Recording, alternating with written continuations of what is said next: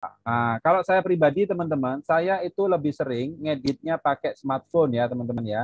Saya jarang nih. Di sini kan ada KineMaster, Filmora, Camtasia, Adobe Premiere ya.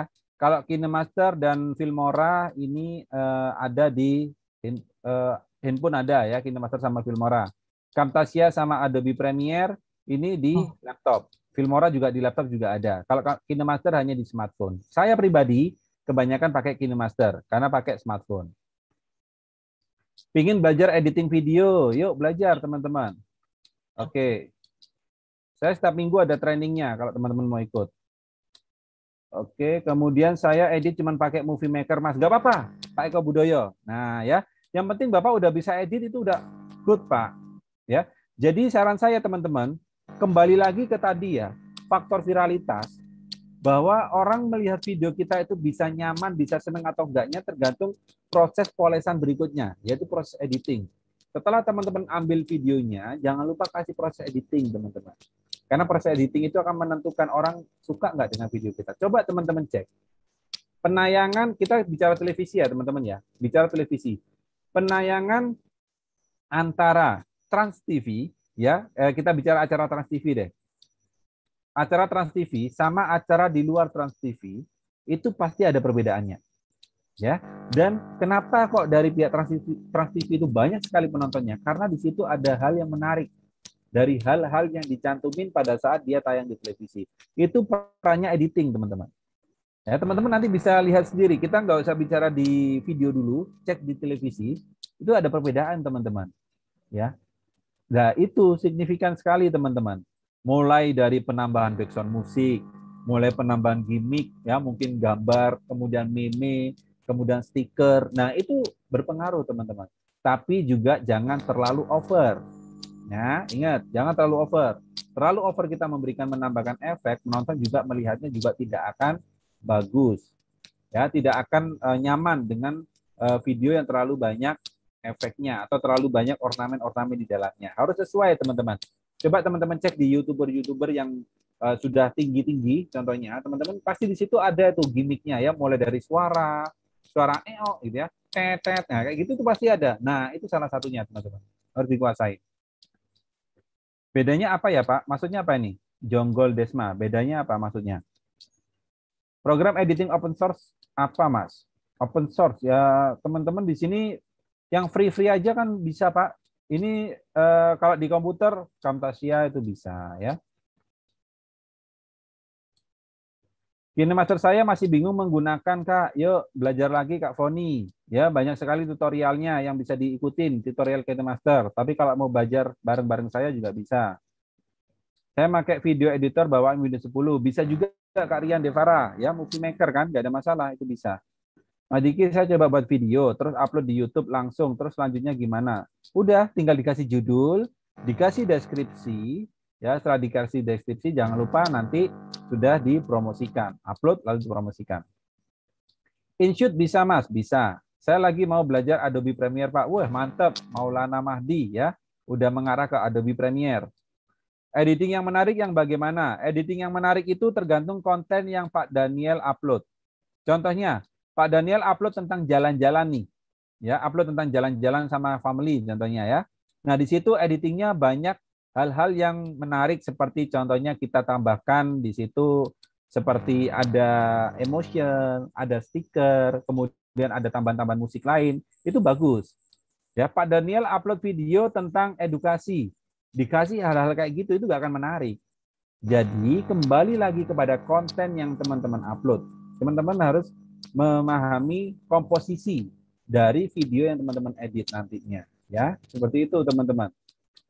Saya upload video saya tentang ngevlog, gitu ya. Ngevlog, saya tambahin efek kanan kiri, nggak ada masalah, karena itu ngevlog, teman-teman. Tapi saya upload tentang tutorial, saya tambahin efek-efek, pasti penonton saya nggak akan suka. Gitu ya, teman-teman ya. Karena berbeda tujuannya, teman-teman. Tujuan teman-teman upload ngevlog itu apa yang mau disampaikan gitu loh. Nah, kemudian upload tentang edukasi itu apa yang mau disampaikan. Nah, itu nanti akan berpengaruh kalau teman-teman salah dalam penempatan efek. Saya juga belum begitu paham. Ya, gimana? Konten ya. Maksudnya ya, menunjukkan konten ya. Ya, Pak Daniel mau upload tentang apa kontennya? Contohnya tadi seperti ngevlog gitu ya, jalan-jalan sama family nggak apa-apa dicampur, ditambahin efek-efek penambah biar lebih kelihatan lucu, kelihatan menarik, kelihatan fun gitu nggak ada masalah teman-teman. Gitu. Memang. Ya, kalau di KineMaster apa bisa digunakan di laptop? Nggak bisa, ya. KineMaster hanya bisa di handphone, tapi kalau layarnya ditayangin di laptop bisa. Saat live, bagaimana cara mengoperasikan editing bersama acara berjalan? Oh, nggak bisa, Bu Deborah. Kalau editing saat live nggak bisa, Bu. Maksudnya itu gimana toh, Bu? Bagaimana caranya mengoperasikan editing bersama acara berjalan? Maksudnya itu kita nge-live, lalu video live-nya diedit gitu loh, Bu, maksudnya.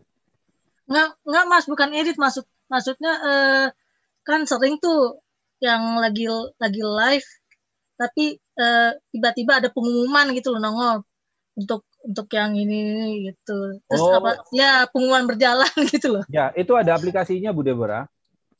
Hmm. Ada aplikasinya itu. Itu bisa pakai StreamYard yang biasa saya pakai, atau juga bisa pakai aplikasi LiveMatch, itu juga bisa pakai OBS, itu juga bisa.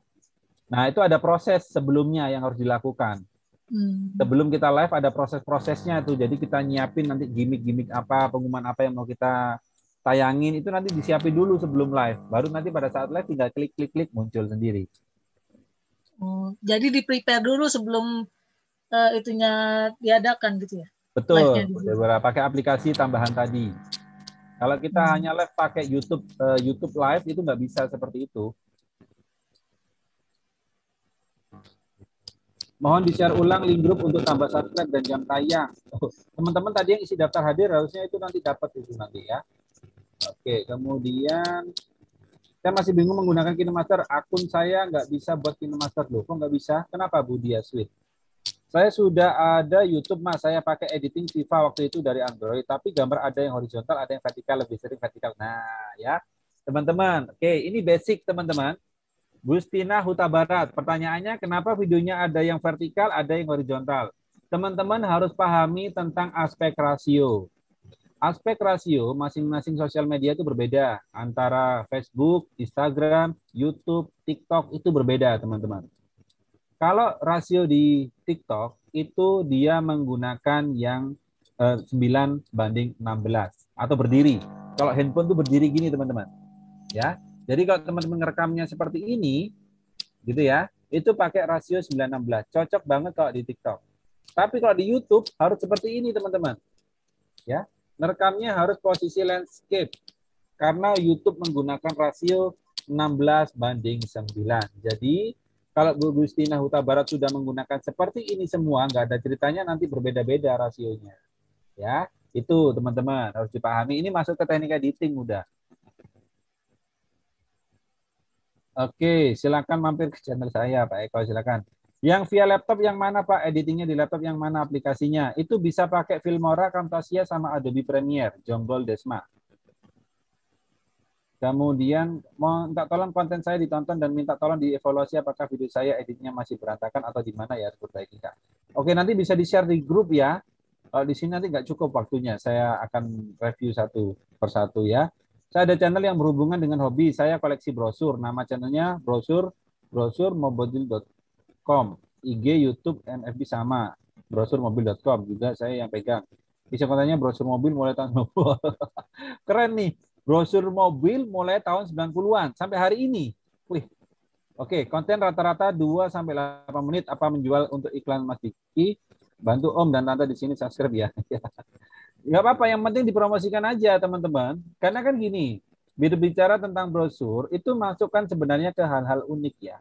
Ya, seperti brosur. Kemudian ada juga konten yang mengupload tentang makanan atau snack-snack pada saat kita sekolah dulu, teman-teman. Itu banyak yang upload. Itu masuk ke hal-hal unik. Saya menyarankan ini diimbangi sama di TikTok. Ya, imbangi sama TikTok atau media sosial lain yang mengupload video pendek.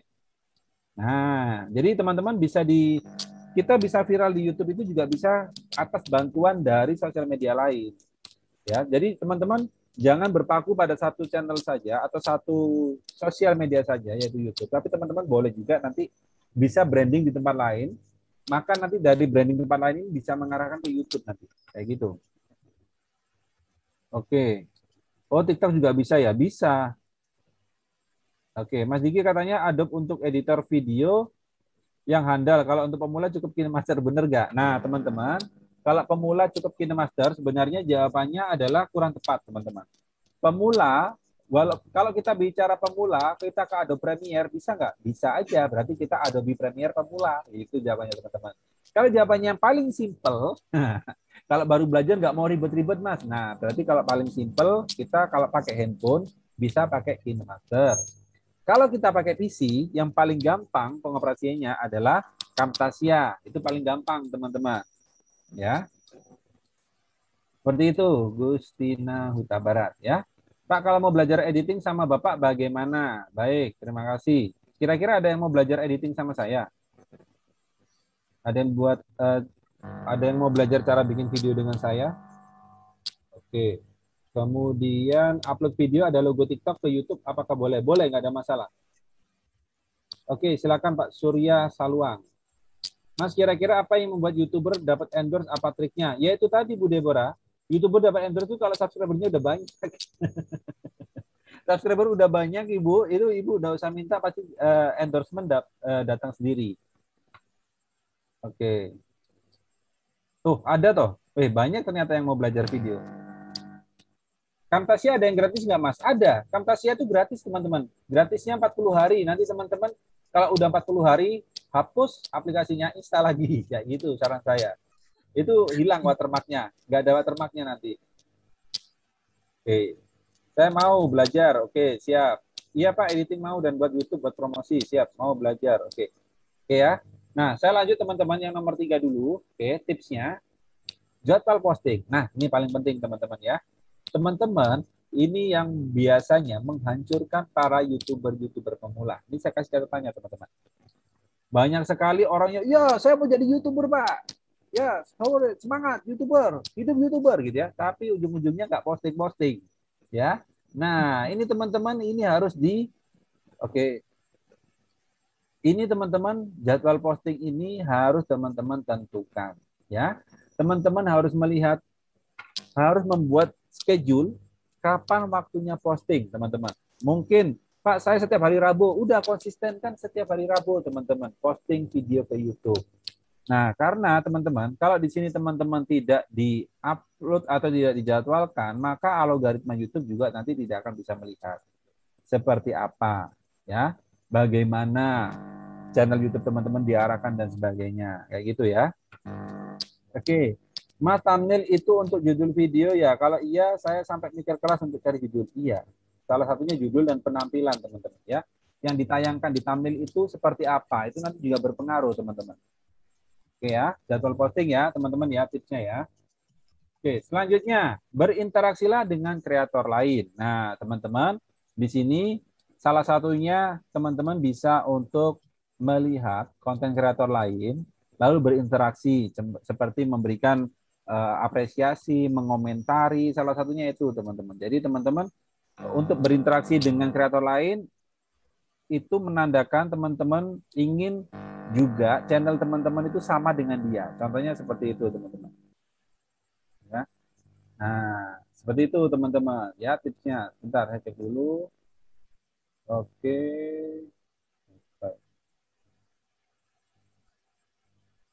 Ya, berinteraksi dengan kreator lain salah satunya. Oke. Nah, sampai di sini ada yang tanyakan tentang tips, teman-teman. Nah, sampai di sini ada yang tanyakan tentang tips. Oke. Aman ya? Nah, teman-teman tinggal pilih ya. Nah, nanti teman-teman mau lakukan seperti apa. Saya membangun channel YouTube mulai tahun 2019 bulan Maret. Bulan Agustus saya sudah mulai mendapatkan penghasilan dari YouTube, teman-teman. Ya. Jadi itu untuk jadwal posting itu saya kan sudah lama berhenti nih. Sekarang mau aktif lagi itu ada masalah nggak Pak dengan YouTube-nya?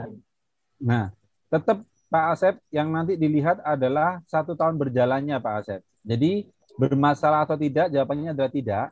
Tergantung dari konten yang Pak Asep kemarin upload itu tentang apa. Kalau tidak menyalahi aturan dari YouTube, pada saat Pak Asep mau melanjutkan itu udah aman, nggak ada masalah. Pada saat nanti proses monetisasi. Karena tetap yang dilihat adalah di mana proses 1 tahun berjalan itu yang dilihat oleh YouTube. Contohnya Pak Asep mulai start lagi bulan Mei ini, ya nanti yang dilihat oleh YouTube adalah mulai dari bulan Mei sampai Mei tahun 2022. Video-video yang diupload mulai bulan April 2021 sampai ke belakang itu nggak akan dilihat sama YouTube. Gitu. Jadi aman Pak, bisa kembangkan lagi channel YouTube-nya. Siap. Terima kasih. Ya Pak Asep. Oke ya, seperti itu teman-teman untuk kiat-kiatnya atau tips-tipsnya teman-teman. Kemungkinan besarnya atau teman-teman pasti di sini akan bisa untuk ngembangin channel YouTube-nya. Yakin aja teman-teman. Tapi ingat teman-teman, YouTube tidak bisa dijadikan patokan untuk sumber penghasilan utama. Paling tidak teman-teman sudah memulai dulu dari sekarang. Membangun, saya bilangnya passive income teman-teman ya. Keran penghasilan dari YouTube. Kenapa? Karena teman-teman, di sini penghasilan dari YouTube itu nggak akan pernah mati selama video teman-teman akan ada di YouTube. Nah, itu ya teman-teman ya. Kadang kendalanya bingung cari topik untuk buat video. Nah, Pak Iwan, inilah teman-teman ya.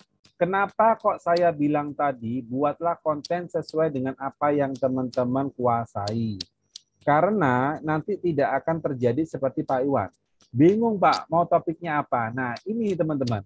Karena teman-teman buat kontennya tidak sesuai dengan apa yang teman-teman lakukan. Contohnya begini. Apa yang sesuai dengan teman-teman lakukan? Ini saya sering sampaikan di training saya, ya training saya pasti saya sampaikan. Buatlah konten yang sesuai dengan teman-teman kuasai dan teman-teman lakukan setiap hari. Contohnya mungkin Pak Asep ini orangnya setiap hari adalah seorang kontraktor. Contohnya nih, dia setiap hari survei tentang tanah, survei tentang peralatan kontraktor dan sebagainya. Itulah yang dibuat konten teman-teman. Ya, jadi itu yang dibuat konten. Mulai dari cara memilih lahan untuk membuat satu proyek. Itu teman-teman edukasikan. Kemudian cara untuk memilih bahan-bahan untuk keperluan proses pembangunan. Contohnya gedung bertingkat, 2 tingkat, 3 tingkat. Ini bahan besinya harus seperti ini. Kemudian untuk betonnya harus di berapa kali semen dan sebagainya. Itu yang diedukasikan. Sehingga teman-teman nggak pusing nantinya. Ya, bahan konten itu teman-teman bisa buat terus. Contoh seperti Bu Deborah, salah satu staf admin di Telkom contohnya ya. Apa ya kira-kira yang saya bisa lakukan di Telkom ini ya? Tak lihat ini kertas aja. Ya, kanan kiri kertas, billing dan sebagainya. Seperti ini nggak bisa dibuat konten. Nah, berarti yang bisa Ibu pakai untuk buat konten adalah aktivitas yang sering Bu Deborah lakukan tapi di luar pekerjaan. Contohnya Bu Deborah pulang dari kantor pasti makan di luar. Pasti makan di luar kantor, di luar rumah.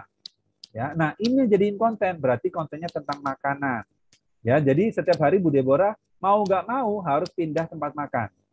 Jangan di tempat satu terus, pindah ya. Hari ini mungkin makan mie nyonyor, besok lagi makan bakso gorila contohnya. Besok lagi makan sate beranak, contohnya seperti itu. Jadi ganti-ganti. Kontennya tentang food vlogger jadinya. Apakah itu nanti Bu Deborah akan susah bikin topik? Nggak akan, karena itu akan dilakukan setiap malam. Gitu teman-teman. Jadi sekali lagi teman-teman jangan buat konten yang tidak di luar kemampuan teman-teman semua. Seperti tadi teman kita di musik, udah bikin musik aja teman-teman. Itu ya. Seperti itu Pak Iwan. Mas Didi, ya. Mas Didi salah. Mas Didi. Kan hobi saya tuh kadang suka, jadi ya kayak semalam itu kan tiba-tiba dapat aja nada-nada lagu gitu. Terus sayangnya ngarang-ngarang aja jadi satu lagu. Nah, saya tipenya begitu ada bukan kemauan saya sih, cuma ya kebetulan lagi kayaknya bisa dibikin jadi satu lagu. Nah, ya langsung di saat itu langsung saya ini gitu. Saya rekam suara saya baru saya ituin ke itu. Kalau itu gimana? Apa bisa saya gabungkan juga dengan ini? Kondisi saya bekerja. Ya kadang juga di kantor juga kadang suka gitu. Hanya jadi satu lagu ya gitu teman-teman bilang, ada aja nih si Dewi lihat ini jadi aja kata gitu. Pertanyaannya seberapa sering Bu? Sehari pasti ada. Dalam seminggu satu. Dalam seminggu pasti ada. Dalam seminggu minimal satu lagu jadi gitu. Gak apa-apa, berarti nanti kontennya Ibu tentang musik indie. Tentang musik ciptaan sendiri. Gak ada masalah. Seperti itu. Jadi nanti uploadnya tentang itu terus, Bu. Yang penting itu terjadi rutin ya sama Bu Deborah. Gak ada masalah. Itu. Oke. Kadang Cuma kendalanya itunya sih. Mas, Nah, gimana? eh, kan kemarin Mas bilang setelah diupload ke YouTube di delay juga nggak apa-apa. Nanti kalau mau nonton tinggal di ini lihat di YouTube lah aja. Nah itu maksud saya, apa nggak beresiko kalau misalnya kita sudah upload ke YouTube kita, terus kita delete yang masternya. Ya masalah sih ya nggak bisa andalin handphonenya juga kan. Kalau di itu terus kan ya full memori gitu. Saya Ya, udah beli 3 kali ini nih CD. sebenarnya di training kan sudah saya sampaikan Bu Deborah. Kalau Bu Deborah nggak yakin videonya itu melanggar hak cipta atau tidak, ya dibuat unpublic dulu aja. Selama di situ tidak ada pelanggaran yang YouTube berikan, ya berarti aman-aman saja. Jadi teman-teman nggak perlu khawatir kalau seandainya Pak video saya tiba-tiba dihapus sama YouTube gimana. Nah, kembali lagi ada caranya biar teman-teman tuh aman videonya. Ya salah satunya itu tadi. Kita buat statusnya unpublic dulu biar dinilai sama YouTube apakah ini statusnya adalah aman atau tidak. Nah, seperti itu Bu Deborah. Kalau udah aman sama YouTube dinyatakan aman ya sudah. Dihapus pun yang ada di handphone nggak ada masalah. Kita tahu itunya berapa lama? Maksimal 2 hari, maksimal. Oh. Maksimal 2 hari. Cepat kok, teman-teman. Kadang kita tunggu setengah jam aja udah keluar dari YouTube ininya, reportnya. Videomu melanggar hak cipta dan sebagainya, kayak gitu ya. Oke. Oke, nah teman-teman, maaf Mas banyak tanya. Saya suka cerita tentang MyPass rencana video saya tentang mendengarkan lagu-lagu lawas. Apakah nanti kena sanksi YouTube? Nah, ini ya teman-teman ya. Kalau kita dengerin musik, ini sangat-sangat beresiko sebenarnya. Walaupun ini adalah hobi kita atau kesukaan kita untuk mendengarkan musik. Nah, karena kita menggunakan platform YouTube, teman-teman, yang mana pasti ada aturan dari YouTube. Saya tidak menyarankan sih Pak Gustina Huta Barat kalau kita mendengarkan musik orang lain lalu diupload ke YouTube gitu, itu saya menyarankan pasti kena klaim hak cipta. Ini nanti berat sendiri ke teman-teman semua. Kalau bisa, kalau masih mengarah ke indie nggak ada masalah, teman-teman ciptakan sendiri seperti Bu Deborah tadi. Itu kan kita nggak upload konten orang lain, ya, seperti itu. Silakan ada yang tanyakan, Muhammad Ismail. Assalamualaikum. Waalaikumsalam. Salam kenal, Usman, Palembang. Ya, silakan Pak. Apa ya? Banyak mau ditanyakan nih. Satu dulu ya kayaknya. Ya. Dengan Mas siapa, Pak? Saya dengan Diki Jos, Pak. Hah? Diki Jos. Oh, di mana, Pak? Ya, saya di Pasuruan, Pak. Oh, Pasuruan. Ya. Ya. Salam subscriber, salam YouTuber, Pak. Ya, salam, Pak. Ya, salam teman-teman semua ya. Dari Palembang nih. Ya, Pak. Ini Pak, apa ya? Yang ringan-ringan aja, Pak ya. Kalau kita deskripsinya itu biar istilahnya nggak kena spam, komen-komen teman itu Pak, yang pendek-pendek itu kena spam nggak Pak ya oleh YouTube? Misalnya mantap, hadir, atau padamkan lampu ini, benda ini, lampu ininya apa? Api merahnya gitu. Oke, ada lagi, Pak? Ya itu aja dulu, Pak. Ya, oke, terima kasih Pak Haji Rusman. Jadi pertanyaannya adalah gimana? Apakah komentar dari teman-temannya lainnya itu akan masuk spam dan sebagainya, teman-teman? Jadi terkait sama spamming komentar, teman-teman, YouTube akan menilainya spamming jika teman-teman di situ yang pertama adalah nyebar link. Ya, teman-teman nyebarin link YouTube-nya teman-teman semua, itu pasti akan dianggap spam. Yang kedua, ada kalimat di situ adalah subscribe balik. Nah, jangan lupa subscribe balik ya. Nah, itu pasti akan teman-teman dianggap spam oleh YouTube. Kalau kalimat pendek seperti tadi, mantap, juos gitu ya contohnya. Atau keren. Nah, contohnya seperti itu belum dianggap spam oleh YouTube. Ya, belum dianggap spam. Tapi kalimat-kalimat yang sudah mengarah atau ajakan teman-teman, jangan lupa berkunjung balik ya ke channel saya. Nah, itu nanti bisa dianggap spam.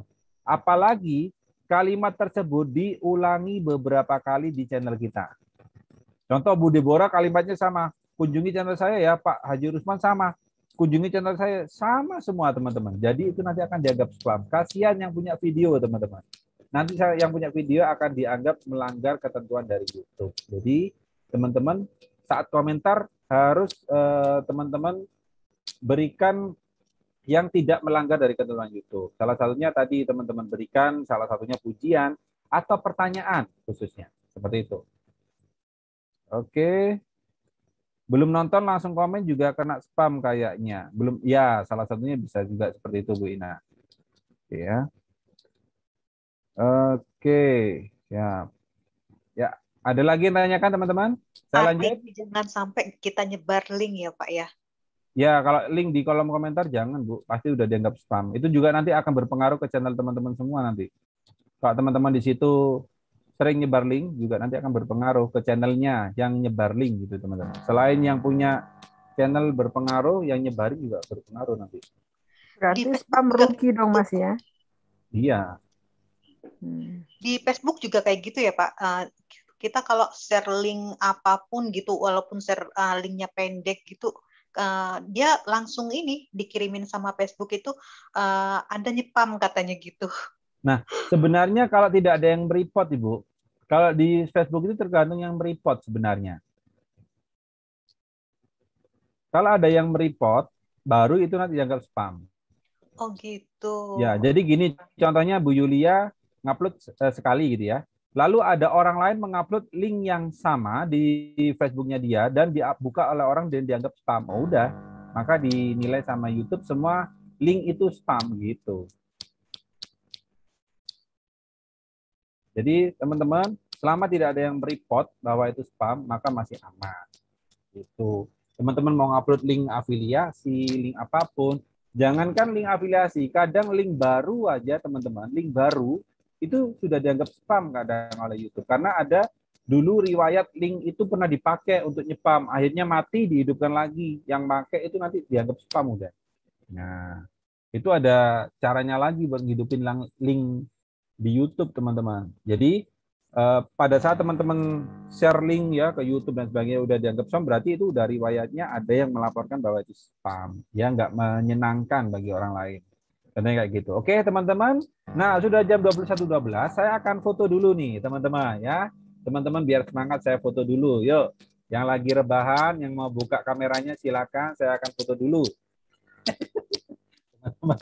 Yuk ya rambutnya dibetulin dulu Mas Abian. Ya oke ya. Aku di mobil Pak, gelap-gelapan. Nggak apa-apa Pak, ya nggak apa-apa. Teman-teman yang tidak bisa buka kamera nggak ada masalah, oke ya. Sebentar, saya akan print screen dulu. Ini peserta. Aku dekat sama Pak Diki. Aku di Bondowoso, Bapak Pasuruan ya? Oh Bondowoso Pak, iya Pak, dekat sekali Pak. Salam kenal ya Pak. Salam kenal Bapak. Oke, saya screen nomor 2 ya. Probolinggo, Pasuruan. Iya. Oke, sekarang halaman kedua teman-teman. Di sini ada Pak Ali, Bu Foni, Pak Endi ya, dan teman-teman lain. Ini saya akan kirim di grup ya teman-teman ya. Oke, halaman 2, halaman 3 teman-teman ya. Biar teman-teman di sini ada semangatnya. Malam-malam belajar tentang YouTube gitu ya. Difoto lagi ya. Nah, nanti bisa diposting teman-teman di WA ya. Malam ini belajar bareng-bareng sama teman-teman YouTuber-YouTuber baru gitu teman-teman. Oke, ini adalah salah satu media branding teman-teman. Kalau teman-teman yang berbidang bisnis teman-teman, pasti teman-teman butuh nih kayak gini ya. Ini saya akan share screen dulu teman-teman. Oke, nomor 6 sekarang terakhir teman-teman. Yang mohon maaf yang tidak terekam kamera ininya nggak apa-apa teman-teman ya. Nanti bisa ikut di sesi berikutnya. Aku udah dipoto belum? Sudah Pak, itu halaman 1 kayaknya. Oh ya. Aku deh Mas. Sudah harusnya. Mas, sudah dipoto, di subscribe ya. Oh iya. Oke teman-teman. Nah saya lanjutin ya teman-teman ya. Jadi itu adalah tips untuk teman-teman semuanya. Dadaan. Ya. Nah ini ini ada Bu Ayu 33 juga nih. Ada Bu Ayu. Iya. Enggak dipoto ya. Udah Bu. Gimana telurnya Bu? Aman Bu? Ya alhamdulillah. Hampir sudah kurang 700. Bu Ayu udah Ayu. Bu Ayu ini salah satu peserta saya teman-teman. Sekarang subscriber udah berapa Bu? Sekarang sudah lebih 1000. Wih, luar biasa. Tepuk tangan dulu Bu Ayu. Bu Ayu, Tapi boleh? jam tayangnya belum, baru kurang 700. Nggak masalah Ibu, yang penting Nah, satu nggak target apa-apa, udah Bu. masuk duluan. Pak, Kirimin telur asinnya, Bu. Ya bisa kirim alamatnya Pak. Nah, per bulan jadi udah berapa, Pak? Bu Ayu ini adalah salah satu peserta, saya hafal teman-teman. Jadi beliau ini mengupload tentang harga-harga telur setiap hari, betul ya Bu ya? Ya 3 kali Waduh. seminggu. Nah, Oh, itu Terus- saya udah pernah nonton saya. Ya. Terus saya kasih selingan mengenai seluk beluk telur, peternakan, pokoknya apalah kegiatan yang Wih, mungkin bisa mantap. menarik. salah satunya apa intinya berkaitan sama ini ya teman-teman ya, berkaitan sama peternakan ya, mulai dari telur tadi. Nah, itu Bu Ayu tadi. Pengolahan telur, olahan telur yang mungkin tidak umum lagi. Ya. Nah, itu karena dilakukan setiap hari teman-teman ya sama Bu Ayu. Jadi Bu Ayu ini melakukan setiap hari tentang kegiatannya. Ya udah itu yang dilakukan, yang diupload teman-teman. Jadi nggak perlu pusing. Sehari berapa upload, konten. Pak, dia videonya? Nggak juga, nggak per hari, nggak tiap hari. Jadi saya cari-cari, maksudnya ya kita juga cari ide-ide lah apa yang mungkin. Kayak ada teman yang memelihara lele di samping kolam ikan, terus ayam yang mati itu jadi pakan ikannya. Jadi itu saya kasih masuk kayak begitu-begitu. Mantap. Ya, jadi banyak sekali ya teman-teman ya. Siap. Oke, thank you teman-teman ya. Halo Nah. Mas. Mas mau Ya. nanya satu lagi Mas. Ya, silakan Pak. Kalau kita komennya kita ketik dulu di WA kan, panjang gitu, kita salin, kita tempel, kita salin ke ini, ke komen-komen seterusnya sama seperti semua. Itu kena spam nggak ya? Iya Pak. Karena keluarnya dari satu channel dan kalimatnya sama. Iya, kena ya. Kena spam. Gitu. Jadi kalau bisa buat senatural mungkin aja Pak. Yang paling simpel adalah was videonya sangat menginspirasi gitu contohnya.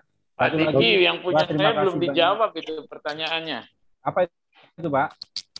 Itu kalau apa namanya, saya kan ini bergerak di bidang ini produk herbal. Ya. Jadi kan ada kesaksian-kesaksian kan dalam bentuk poster itu Pak. Ya. Itu mau dirangkaikan dalam bentuk video, itu butuh aplikasi apa ya Pak untuk bisa dibikin video bergerak kayak gitu loh Pak? Itu kalau Bapak mau pakai handphone bisa pakai KineMaster Pak. Kalau Bapak pakai PC ya banyak Pak aplikasi untuk editing. Salah satunya tadi itu Filmora, Camtasia, ada Premiere bisa. Gitu. Oh, apa Kalau tadi KineMaster? Ya, KineMaster Pak nama aplikasinya. KineMaster. Iya. Kalau Oke, InShot, Pak, makasih. InShot nggak ada Pak ya? InShot juga bisa sebenarnya Pak. Bisa ya? Ya bisa. CapCut, kemudian VN, banyak Pak sebenarnya kalau di smartphone. Tergantung mana teman-teman yang menguasainya ya. Oke, saya lanjut. Makasih Pak. Ya. Nah, teman-teman di sini ini ya potensi penghasilannya untuk di YouTube, teman-teman. Jadi YouTube itu revenue yang bisa didapetin dari YouTube itu mulai dari AdSense. AdSense ini seperti penayangan iklan, itu dari YouTube, teman-teman. Kemudian jual produk. Nah, jadi teman-teman di sini walaupun belum mencapai 1.000 subscriber dan 4.000 jam tayang, teman-teman juga bisa memanfaatkan untuk jual produk. Teman-teman contohnya seperti Bu Ayu itu saya ingat saya dapat pembeli dari luar pulaunya Bu Ayu kalau saya ingat saya gara-gara lihat di YouTube. Nah, saya pribadi juga sama teman-teman. Produk saya itu juga banyak terjual dari YouTube. Nah, kalau dibilang penghasilan antara AdSense sama jual produk, tentu yang paling besar adalah jual produk. Kenapa? Karena di sini revenue-nya atau profit-nya yang ngatur teman-teman sendiri. Tapi kalau dari AdSense nggak bisa. Ini tergantung seberapa banyak penonton kita. Jadi teman-teman, ini bisa jalan beriringan. Teman-teman bisa jalan beriringan, maksudnya mulai dari awal sudah fokusnya untuk jual produk aja. Nanti ini akan dapat kok kalau udah banyak yang nonton ya. Selanjutnya afiliasi. Kalau afiliasi ini kita memberikan review terhadap produk orang lain di mana kita sebagai afiliatnya. Nah, itu saya juga ada di channel saya. Afiliasi saya juga berperan, teman-teman. Jadi 3 revenue ini sebenarnya yang bisa teman-teman nanti manfaatkan sebagai penghasilan dari YouTube. Seperti itu ya, teman-teman ya.